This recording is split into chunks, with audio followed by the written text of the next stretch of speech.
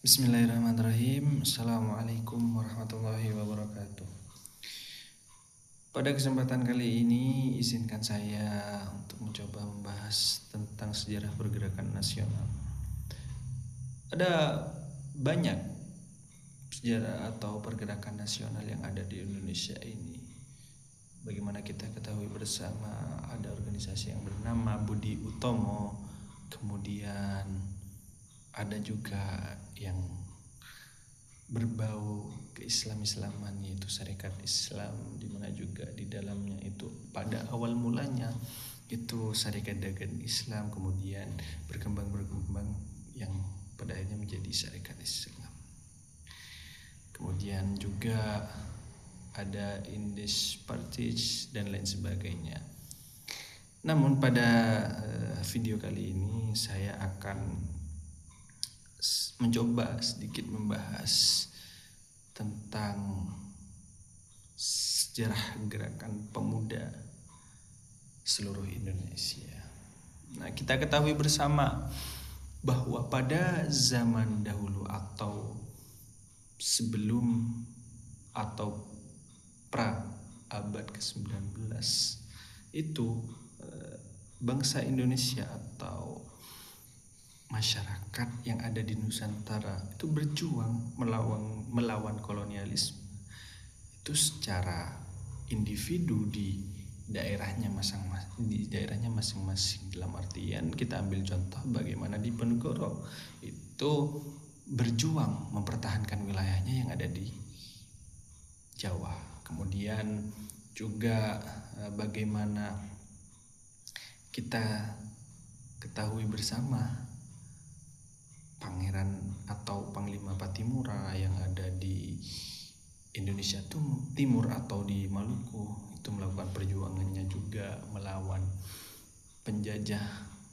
di daerahnya juga. Kemudian juga kita ketahui ada Sultan Hasanuddin dan lain-lain. Nah, akan tetapi semakin hari semakin bangsa Indonesia itu paham bahwa jika kita tetap berjuang atau memperjuangkan kemerdekaan atau kebebasan di daerah masing-masing dan tidak bersatu, maka akan tetap sulit untuk kita mendapatkan kemerdekaan tersebut. Nah, dari kesadaran inilah tumbuh keinginan dari para pemuda yang ada di seluruh Nusantara untuk bersatu menyuarakan atau memperjuangkan kemerdekaan yang saat itu masih digenggam oleh bangsa kolonial. Bersatu kita sebut ya bagaimana pada saat itu ada Jong Java, kemudian Jong Madura, kemudian Jong Celebes dan macam-macam berbagai macam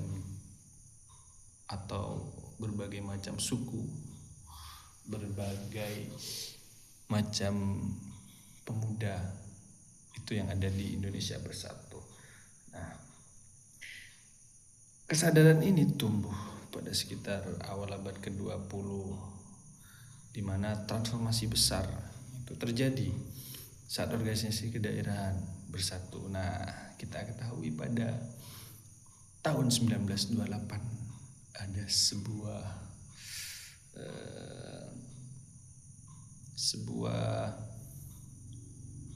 ikrar yang diucapkan oleh seluruh pemuda yang ada di Indonesia, bisa kita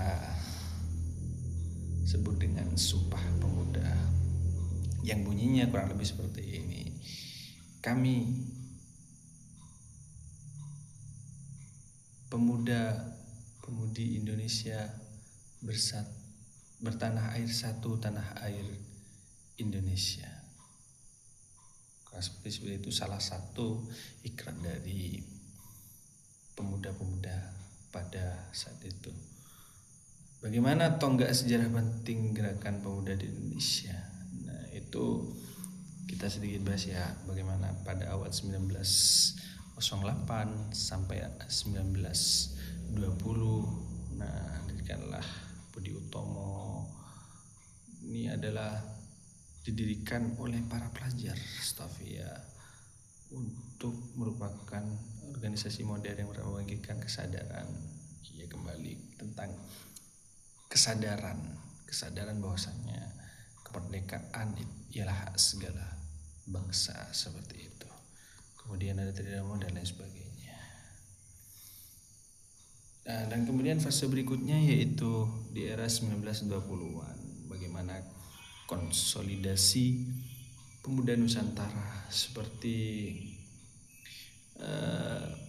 yang saya sebutkan di awal, Jong Ambon, Jong Minahasa, Jong Celebes, dan Jong Islamiatin Bon, kemudian Jong Sumatranen Bon, dan berbagai macam pemuda lainnya itu menyadari dan ingin mengkonsolidasikannya, ya, ingin bersatu dan mengkonsolidasinya, mengungkapkan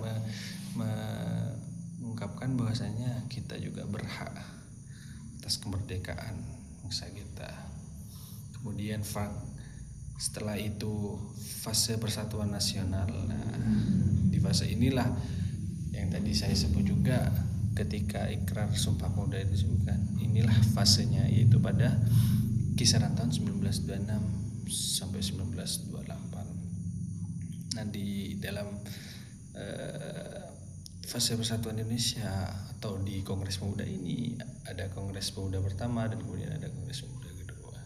Seperti itu bagaimana sejarah pergerakan nasional yang ada di Indonesia.